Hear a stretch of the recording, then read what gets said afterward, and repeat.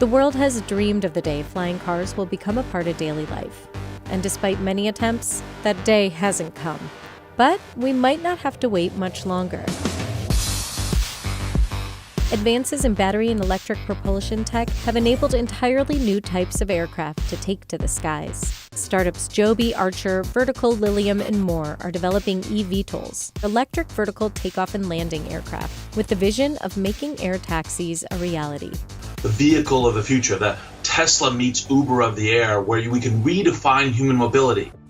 The company said a majority of the aircraft and its components were developed in-house. The batteries were also developed by Joby, with a team of ex-Tesla engineers. Our battery team, they were responsible for developing the battery packs for the Tesla Model S and the Tesla Model 3, the Tesla Model X.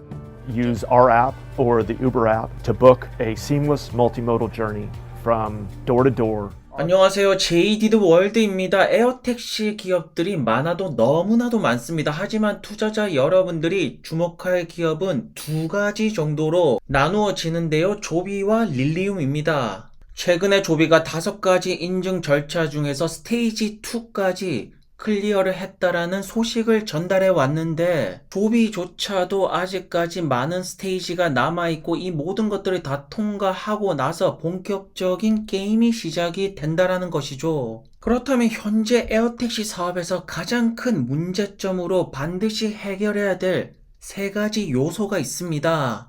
첫 번째는 소음이고요. 두 번째는 배터리 기술력, 세 번째는 상용화입니다. 에어택시가 도심지 비행이다 보니까 소음 문제가 굉장히 중요한데 하지만 소음 같은 경우에는 기술적인 발전에 의해서 대부분 잡혀가고 있죠, 지금.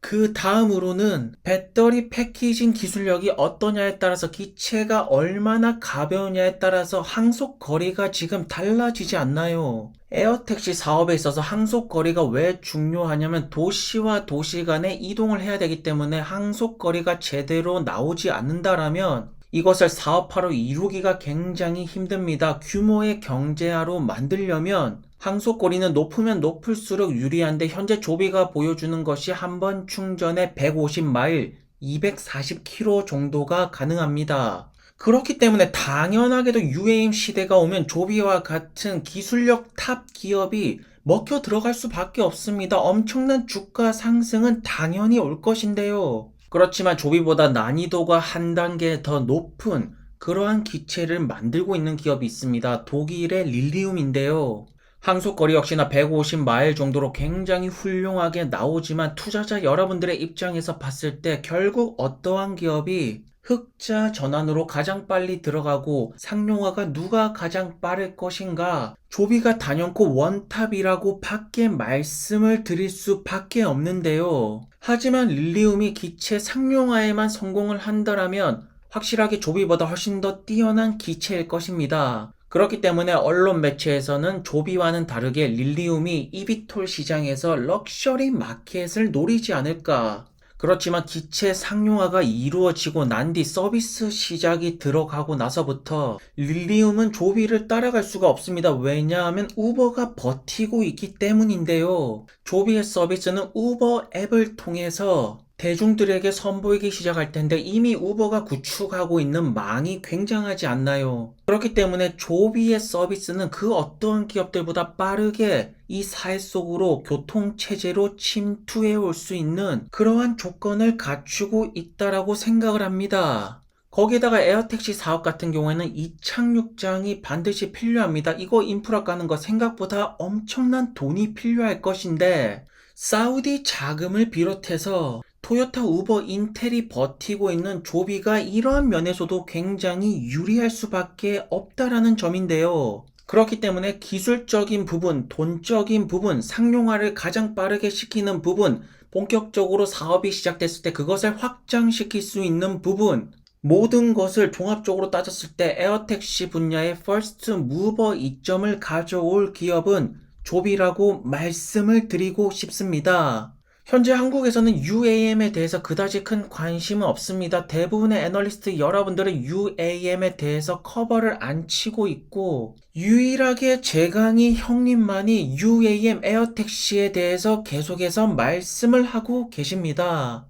하지만 UAM 시대는 반드시 올 것이고 그 중에서도 원탑은 조비일 수밖에 없는데요. 맞잖아요. 조비가 상용화에 가장 빨리 들어갈 거라는 점, 조비가 상용화가 딜레이가 된다라는 것은 다른 기업들도 줄줄이 딜레이가 나올 수밖에 없겠죠. 그리고 미래도시 네옴시티 같은 경우에는 볼로콥터를 통해서 UAM 시대를 준비를 하고 있는데 저는 개인적으로 UAM 시대가 오고 에어택시가 성공만 한다라면 그 다음은 드론이지 않을까. 현재로서 드론은 군사형으로 많이 사용되고 있지만 결국 애초에 도시 설계가 드론 딜리버리에 맞도록 설계가 되어서 지어진다라면 네옴시티에서 우리는 드론 딜리버리를 볼 수 있는 날이 오지가 않을까요?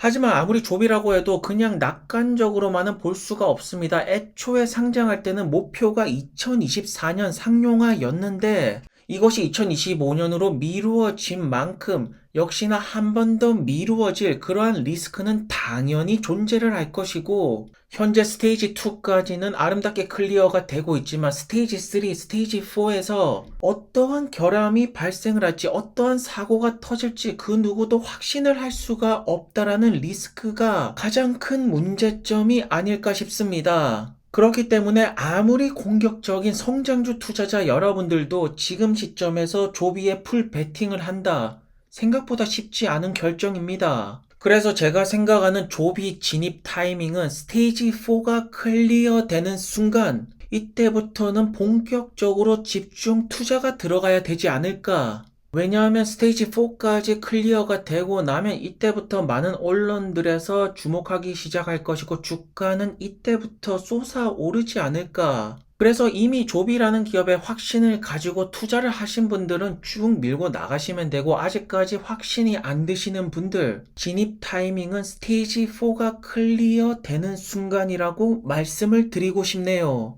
그렇기 때문에 지금 조비의 차트는 당연히 아무런 의미가 없죠.